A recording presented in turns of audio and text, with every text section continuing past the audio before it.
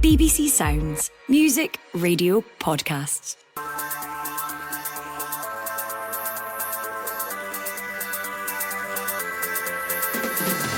Hello, I'm Martin Dowden and this is the Scottish Football Podcast, all the news, views and analysis you need on Tuesday the 3rd of September, with Celtic's transfer window continuing to cause consternation despite movement last night. The aim that they always have is to go out of the window stronger than when they go in. Well, they didn't even go out of deadline day stronger than when they went in, never mind the entire window. What does all this drama mean for the club and their manager Brendan Rodgers going forward?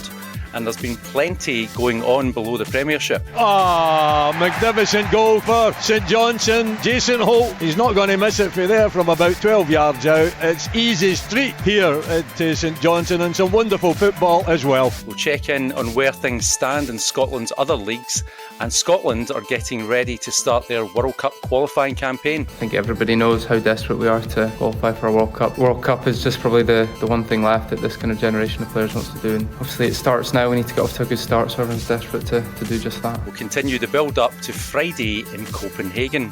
The Scottish Football Podcast from BBC Sports Scotland. Quick hellos to our guests today, Moira Gordon, the football writer, and Craig Telfer, a View from the Terrace presenter. Welcome to you both. Thank you very much for coming along. Let's get straight into it. The transfer window continues to be a massive talking point, and Celtic being the massive talking point.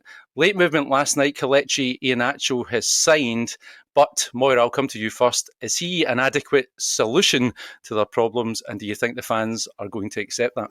He's going to have to be at least some semblance of a solution, or there's going to be, I don't want to think about how toxic Parkhead can become over the next wee while. I think, like everybody, I think we've just come out of this transfer window just a bit, dumbfounded at just how poorly Celtic have handled it. Not even this transfer window, actually, even back to January, not replacing Kyogo, just everything. There's just been back to back. It's almost like they're trying their very best to make things easier for everybody else or more difficult for themselves throughout Europe, throughout domestically. They've just, not delivered in this transfer market or delivered the ambitions that, they should do with the money that's there, the advantage they've already got over other domestic sides, just to build on that. And for fans coming out of this transfer window, you can understand why they're feeling frustrated, beyond frustrated, why they're, furious at the moment. So these new guys coming in, there might be only one or two of them, but they're going to have to deliver, or there's going to be a whole world of, animosity and ill feeling, and it's going to just build, I think, over the course of the season if they can't deliver. Yeah, Craig, Moira's using words like furious animosity. I think that's absolutely accurate. Can you mount any form of defence from an outside perspective for the Celtic board to say, well, look, it's not as bad as maybe everyone's saying?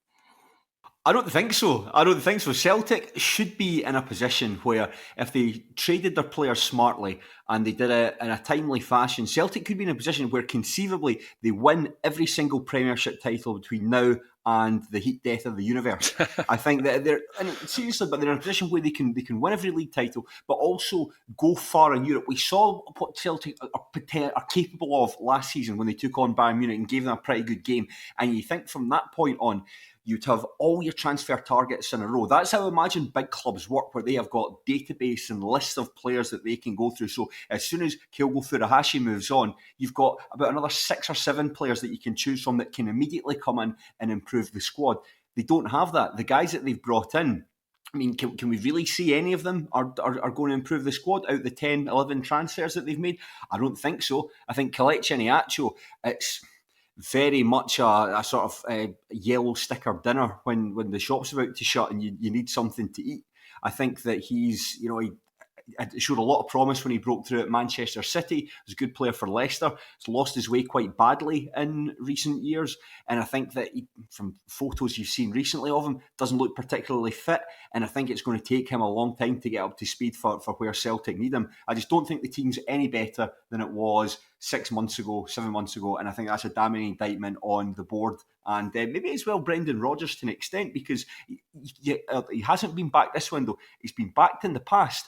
But there was like the game against Kairat Almaty. All these guys that he spent big money on were on the bench. So there's a number of points of failure at Celtic. But if I was a supporter, I'd be bewildered and exasperated with what's happened over the summer. Right, I was going to say, you say about Brendan Rodgers taking, some blame for it, and him and the current squad do take some blame for it, because that Champions League exit probably made it a heck of a lot more difficult for targets that they thought they were maybe hanging on for, playing a bit of poker to try and get a decent price for them at the end of the transfer window. And they've done that successfully previously, but this time it just didn't work because they didn't have that Champions League bargaining chip, and they overestimated how easy it would be to just play that poker game and get somebody in at the end. So going out of the Champions League, Brendan Rodgers and the team have to take a massive, share of the blame for it, because that definitely weakened any negotiations they were going to continue into in that final few days. And I'm sure there definitely were players that they looked at, they thought they had, maybe they're ready, and then they looked at it and thought, Scottish domestically, is that really a lure? It's not for them. They were coming for Champions League football. That wasn't on the table anymore, and they looked elsewhere, and Celtic were left scrambling. But you compare that with, I remember Ange Postecoglou getting his business done very early and actually using the term that if players want to come for Champions League football, basically, I'm not interested. How, Craig, do you think the sort of culture or approach of a club can change from that manager to this manager? And I'm not singling out the managers, but the entire club and their approach. It seems to be a criticism that's been levelled at Celtic. It seems to be levelled at them then, depending if they have good transfer windows, that noise dies down. It seems to be just, as long as you're better than Rangers, that seems to be enough. And I think that Celtic, not going by that game on Sunday, that was an absolutely abysmal 90 minutes of football. But broadly given, when you look across what's going on in the southwest of the city, Ibrox, Rangers are not in a particularly good place at the moment. Unpopular manager, a bunch of players there who we don't know if they're cut out for the rigours of Scottish Premiership football. And it's just, for a club of Celtic's aspirations, and for what a club of Celtic's size, like European and on a European scale, they should be a lot better than that. They should be able to cast their eyes, like I was saying earlier, if you were smart about it, you could rise above just simply being better than Rangers and have a really strong European team that progress far every season. And I think it's just that, well, as long as we're better than Rangers, that's enough. And I think that had Celtic, maybe had they got a result on Sunday, that noise might have died down. They're not playing at Parkhead for another couple of weeks, which I think they're quite fortunate about, because had it been, say, like tonight or tomorrow they were playing, that noise would have, around the custodians of the football club, would have been pretty noisy. So they're fortunate in that regard, but it's just something I don't understand. I think from the outside looking in, you could be like such a prominent club, such a main player on the European stage. You've got the potential to do it. It's just you're not hitting the potential, and I can understand why fans, I'm going to use the word again, exasperated with the ongoings there. Yeah, Moira, Brendan Rodgers, my own sense at the end of last season was everything he was saying, yeah, I'll see out my 3 years, that would have probably been the natural end. Can you see the end coming before that now, given what's happened here? I'm still not sure, because he made that promise when he came in, and I think he was stung when he left the last time at how much fans turned on him or how much he was seen as a traitor. So for him to leave before that 3 years again, I'm not sure his own ego or his own would want that to happen. But I think if he was to go, this has given him the perfect out. He can turn around and say, well, I wanted to see him out of 3 years, but my ambition wasn't matched by the club, or blah, blah. We can see it turning both ways. So I think it'll be interesting to see how things start progressing. If it starts getting really icky over the next few fixtures, or something was to slip up, then maybe he would exit beforehand and use this window as an excuse. But I think, as I say, I think he's more likely to see out the season and then, manoeuvre his way away from there. But I wouldn't be surprised if his agent or people behind the scenes were looking for some decent offerings down south and, maybe proved too tempting for him. Yeah, it's going to be very interesting. As you pointed out, the next home game at Celtic will be quite something to view, not just for what's happening on the pitch. Let's move on. Aberdeen did a bit of business last night as well. The former Celtic midfielder, former Scotland international Stuart Armstrong. Craig, that seems a pretty good bit of business and a good window overall for the Dons. I think so, yeah. I think that Aberdeen needed a strong window, because I think that had it not been for that Scottish Cup win, I think that the noise around Jimmy Tulane wouldn't have been particularly positive. I think that's especially after losing to Falkirk at the weekend. I think this is a man with a big point to prove. However, he has been substantially backed in the transfer window, and I think the 3 transfers that took place recently, with Kevin Nisbet coming back from Millwall, Stuart Armstrong coming in last night after our leaving Sheffield Wednesday, and Jesper Karlsson, who they've signed on loan from Bologna, who's a player with a bit of pedigree. So that's all really exciting. I think Armstrong, on his day, just such a classy midfielder. That's the best way to describe him. Classy, just the way he looks, the way he carries himself in the football pitch, the way he can manipulate a football, what he can do for others around him. We've seen him, he's a very experienced player, played at a very high level with Celtic and with Southampton. And if he can put his injury issues behind him, because he didn't particularly play much last season at Vancouver and then subsequently at Sheffield Wednesday, if he can put them behind him, then I think they've got a really good player. But I don't think there's any excuses for Aberdeen not to progress with the business that they've done. I think those 3 players, especially on paper, make that team better, but we need to see that on the football pitch now. Interesting, Moira, that Craig's top criteria for a football there was how good they look. We'll just note that down there. Hearts Hibs, Moira, been very busy. Have you been impressed with both and what they've managed to achieve? Yeah, I think it's actually been a really astute window for both the capital clubs. I think both of them have signed players with, I think Hibs, you look at the players they signed, they've got pedigree for Scottish football. Josh Mulligan, I think, is a really exciting, classy young player. I'm really impressed with him last season. I think he was a really clever signing from Hibs, and I think he's going to improve that. I think he's actually improved already just at the beginning of this season. So I think he was really clever signing. I think McGrath, the fact that we've been trying to get him for so long, you understand why he's fitting in there perfectly as well. Grant Hanley, you've got experience coming in there. There's just the fact they're willing to spend, record signings for both Hibs and Hearts in terms of being able to splash cash and actually doing everything almost that Celtic and Rangers haven't been doing. It's like that's what makes the Celtic Rangers situation even more bizarre sometimes when you look at the teams round about them. They're actually showing ambition. They're making clever signings. They're going for players that have got a pedigree, and they're bringing them in. They're going for targets and getting them most of the time. So I think they're really pushing the boat out to try and catch up on the teams above them, whereas others are stagnating there. So I think both Hibs and Hearts, I think Hearts at the weekend, Adieu came on and the Brazilian guy, and I mean, it was a cameo appearance. It's 20 minutes, and we've all seen those, maybe blow up spectacularly in people's faces when we've all predicted this is going to be the next star of Scottish football. But I mean, genuinely, he already looks like he could be a contender for a Player of the Year award. He genuinely has that much class. He's got everything about his game.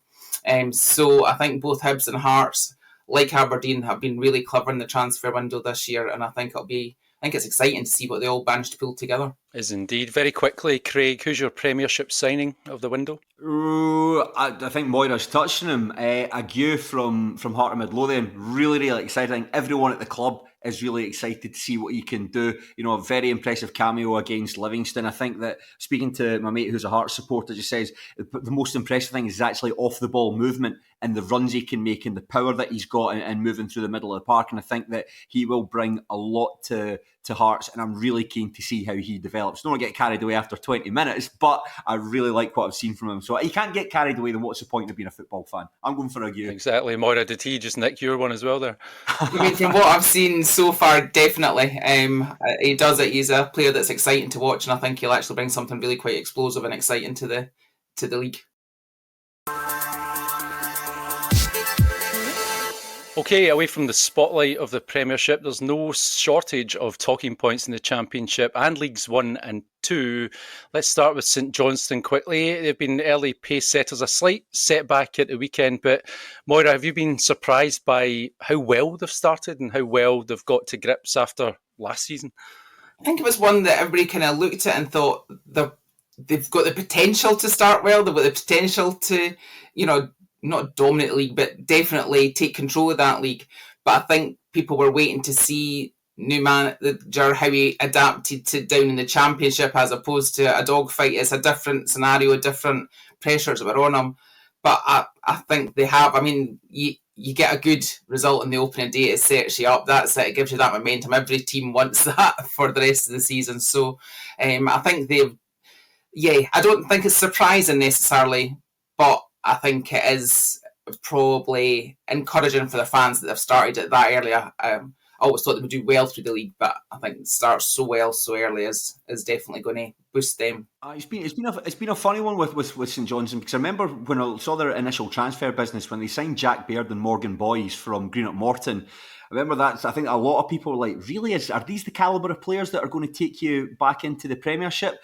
They've been decent signings, but subsequently they've added very impressively to them. And I think guys like Rhys McAleer coming in from Livingston, he's been a really positive signing. I think they've managed to get the best out of Josh McPeak. He's continued to build on his good form that he showed at points last season. Diabiti that they brought in from Exeter City, he looks like a really powerful, composed centre-back. So there's a lot to like about St Johnstone, and what we've seen a lot from them already. The first game of the season, they destroyed Partick Thistle, really impressive performance, and then followed up by going away to Ross County and really digging out a 1-0 win. So a minor setback by drawing against Greenock Morton at the weekend there, but 10 points from a possible 12, and to be so far ahead of in the table already, particularly away from Ross County as well, who at the start of the season you'd have seen them as the two rivals for the title. I think there's a lot to be happy about what Simo Valakari's doing in Perth at the moment.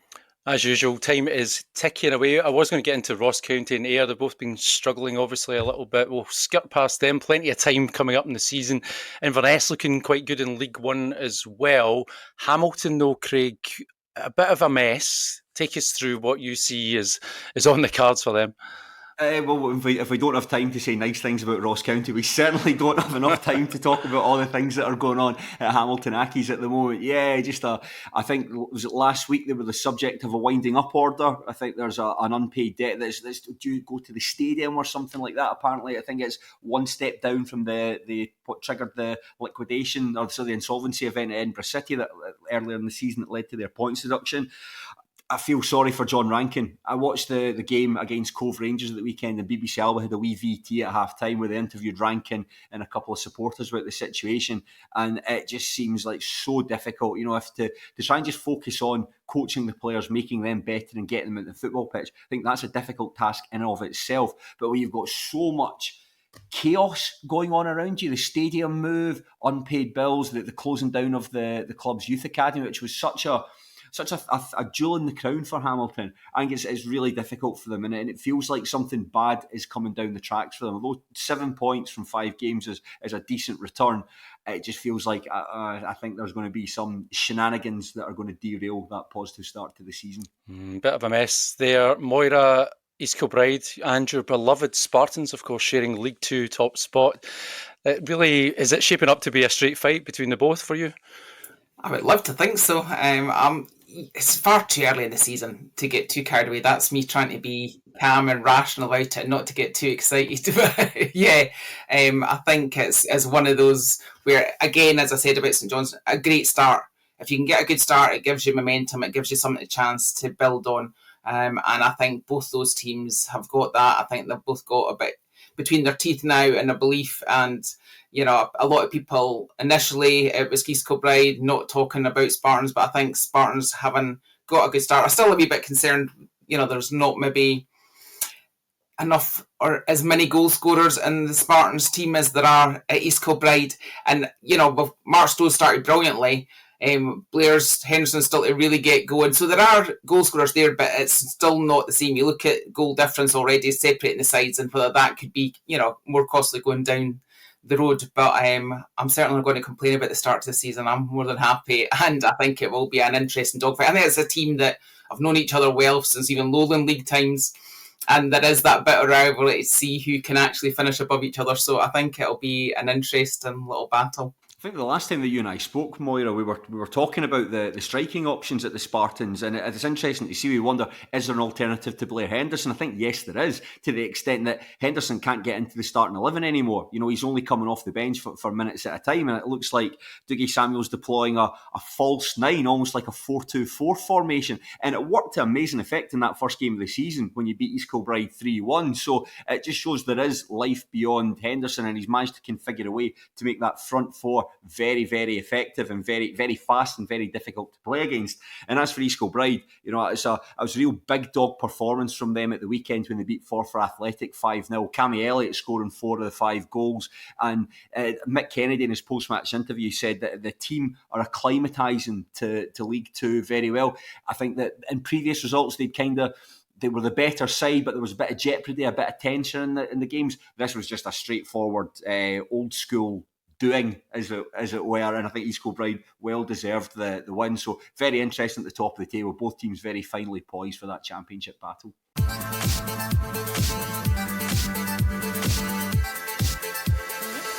Okay, we've got about 60 seconds to talk about Scotland's World Cup qualification campaign. Plenty of that to come in the next couple of days, so we'll excuse ourselves for dwelling on other matters. But Moira, it's not the easiest start away to Denmark. How do you feel we are fixed going into that one? It always worries me when we've got tough away games at the start of a campaign. I just feel there's so many times in Scotland we have those games and it maybe doesn't. Even if it's a gutsy performance, but we feel we're already, playing catch up, and it does worry me slightly, that fact that we've got these, 2 away games, especially away to Denmark first. But I think a lot of it, this game will help determine whether we actually do qualify or not. I think it sounds really silly so early on, but it'll show whether the players are up for it, which version of the players we've got, because at times Scotland have, they've given us some of the most amazing moments of the last few, but my goodness, they've given us some drastic lows when we've actually been and expecting them to deliver at the tournaments. So it's going to be interesting to see which version turns up, and if they can actually get a performance in that one, then the whole country is suddenly feeling buoyant again. The players are going into every game feeling like they can win, but if they don't turn up in this one, then it suddenly feels like a bit of a damp squib again at the very first game of our campaigns. So it's going to be a tough one. It is going to be really tough. Craig, very simply, are Scotland going to win the World Cup? James, I thought you said he would qualify from the group. I was going to be, yes, they can potentially qualify from the group. World Cup, it's probably a wee bit too early in Scotland's cycle for us to think about the World Cup. Let's concentrate on getting there first, and then anything, the chips will all fall into place from there. Absolute lack of ambition. That's all we've got time for. Many thanks to Craig Telfer and Moira Gordon, and thank you for listening. Remember, we're here with new episodes of the Scottish Football Podcast bright and early every day, so make sure you don't miss out. Subscribe on BBC Sounds and have push notifications turned on your phone. Thanks for listening. It's petty, it's ill-informed. Are President Trump's cuts having an adverse effect on research? It's pandemonium. What number's that in the periodic table? PD, number 47. I don't know. I've done the shooting clays before. The longer you do it, the shorter obviously it gets. When Craig said there he'd been shooting the clays, I imagined him out a back line. Somebody's washing, William Shatner, his secretary, contacted me to say, when Bill has a question now and again, can he contact you? And then one time he called me up and he wanted to know, David, what is a photon? I'm thinking, this is incredible. Captain Kirk wants to know what a photon is, I once met a guy who referred to a globe as a ball map. A ball map. Look at the ball map. What we normally do is spin the ball map and we see where we go on holiday. The Off the Ball podcast, available every Monday on BBC Sounds.